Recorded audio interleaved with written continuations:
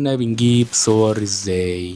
السلام عليكم ورحمة الله وبركاته. معاكم باسم الحسيني من بي استوديو. المرتين اللي فاتوا اتكلمنا على حاجتين. اول حاجة اللي انت لما اتخرجت ولقيت نفسك ديزاينر سنة 2000 2002 2003 كنت بتذاكر ازاي وتطور نفسك ازاي عشان تبدأ في الفيديو التاني اللي قلنا فيه رحلتك اللي انت تبحث عن وظيفة. طيب الحمد لله احنا خلاص اشتغلنا وكل حاجة تمام. جينا بقى دلوقتي تعينت في مكتبك، دولك جهاز الكمبيوتر بتاعك التمام وهتبدأ تشتغل. لقيت موجود عندك فوتوشوب 6 مثلا، بلاش نقول 4.5. لقيت فري هاند ولقيت كورل درو وطلب منك تصميم. انت دلوقتي عايز تجيب صور. كنا بنجيب صور ازاي؟ طبعا انا هتكلم عن حاجة مش غريبة عن الجيل الجديد، وحاجة شافها قبل كده بس بيشوفها في البلاي ستيشن والاكس بوكس وكده. احنا كنا بنجيب الصور عن طريق الاسطوانات. كان في مجموعة اسطوانات اسمها فوتو ديسك تقريبا، وكانت في كذا حاجة تانية بس انا مش فاكر. لو الجيل بتاعي فاكر بقى يفكرنا في الكومنتات. كانت بتبقى عبارة عن حوالي 20 اسطوانة مثلا او 23 اسطوانة متقسمة فيها الصور متفرغة على حسب السبجكت اللي انت عايزه، لو عايز اكل، لو عايز ناس، لو عايز كذا.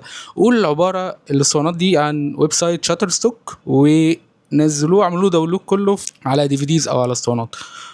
طبعا زمان كان الانترنت برضو مش احسن حاجة زي دلوقتي. كان اي استوديو او اي مطبعة كان بيبقى عندها المجموعة من الاسطوانات دي، واحنا كديزاينرز كنا حتى اللي بنلاقي عنده حاجة كنا بنجمعها مع بعض. احنا يعني الجيل بتاعنا واخد على الحوار التجميع ده من ايام الجدون وايام الشمعدان والقصص دي، اللي معاه بقى الكليب ارت ومعاه الصور. فالموضوع كان صعب جدا ومرهق جدا. كده كده الاسطوانات كانت بتبقى متكودة ومترقمة، بس انت كنت بتدور على اللي انت عايزه في مجلدات. مش زي ما انت بتدخل مثلا يعني قبل حتى الاي اي كنت بتدخل على فري بيك او تدخل على شاتر ستوك او بتدخل على اي موقع بتاع صور.